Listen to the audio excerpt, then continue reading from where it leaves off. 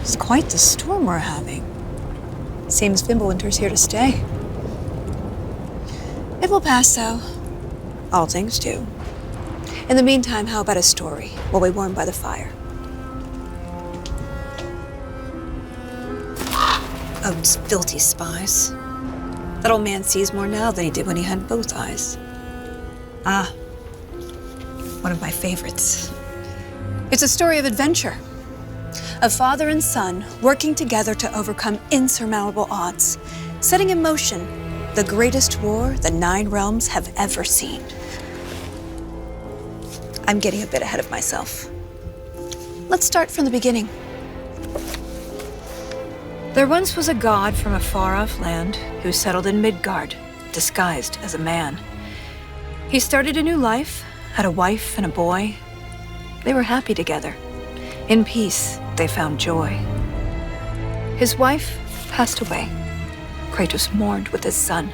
But where one journey ended, a new had begun. Faye's final request, though it seemed rather bleak, spread my ashes atop the 9 realms' tallest peak. As they readied themselves for the long road ahead, a stranger accosted them in their homestead.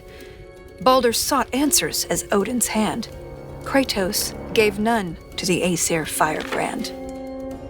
They made way for the mountains. Kratos taught the boy skills, keeping godhood a secret but training to kill. Gods were always in danger, this Kratos knew, but secrets, he'd learn, could harm the boy too. They found Mimir in a tree, punishment for his wrongs, so they lopped off his head, and they brought him along. Mimir held ancient wisdom and knew the lost god of war. He warned, "Tell the boy," but Kratos ignored. No, now hold on a minute.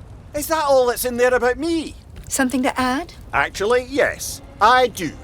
You see, Odin, in all of his dreadfully paranoid wisdom, trapped me in that bloody tree for perceived wrongs, and I led quite the colourful life before even meeting him. It all started when I was just a lad in the service of a great fairy king. Riveting stuff, really. We'll have to get back to that later. No, don't turn the page. I wasn't finished. If Mimir were telling the story, we'd be here all day. Anyways, they met Freya, masquerading as a witch in the woods. A god knows a god. She would aid where she could.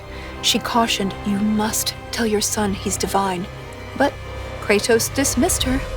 He'd regret this in time. On the road, Baldur's allies, Thor's sons, attacked. Something snapped in Atreus as he tried to fight back.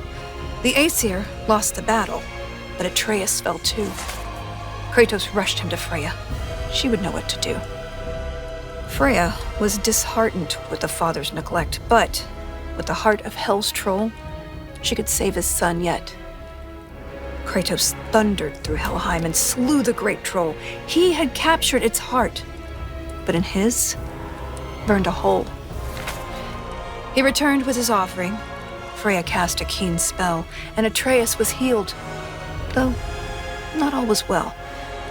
Kratos sat with his son, and for once he was true, revealing he was a god, and Atreus was too. Delighted at first, it seemed all would go smoothly. Then arrogance followed and bent Atreus toward cruelty. With tensions flared, Baldur preyed on their discord, casting back into Helheim Kratos and his ward. In Helheim, they learned Freya caused Baldur's plight. His mother's ill-conceived curse robbed his life of all light. They emerged from the realm as they neared journey's end, but Baldur appeared and attacked once again. Atreus and Kratos were ready this time, stronger together with their power combined. Freya intervened on behalf of her son, begging Baldur's forgiveness for all that she'd done. Baldur strangled his mother. Kratos lunged with a snap. Baldur slumped. Freya wailed. And he died in her lap. Something changed in the world. Snow started to fall. The dawn of Fimbulwinter. The dusk of it all. Atreus asked, Is this what it means to be gods? Killing our parents, forever at odds? No!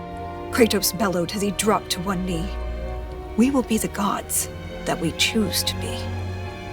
Finally, together, they reached the Great Peak, finding Jotunheim's temple, the giants' retreat. A prophetic mural showed the life they had led. The boy's mother was giant, they learned as they read. Atreus walked to the cliffside. Kratos eyed the wall slowly. Beneath the boy's picture, a name was etched. Loki. They scattered her ashes and watched as they lifted. Over rolling red hills, the wind danced, and it drifted. Standing side by side, feeling hopeful and new, the boy was at peace. And the father was too. With their promise fulfilled, they returned to their home. They trained day after day, lest they'd reap what they'd sown.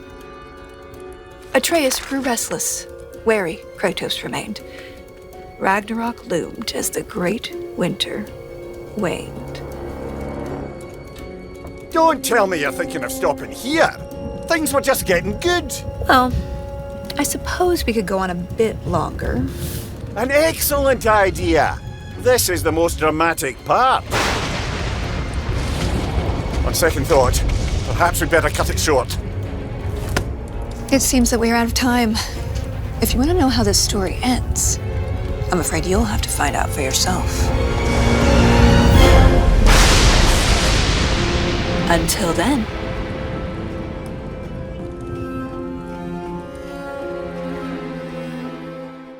PlayStation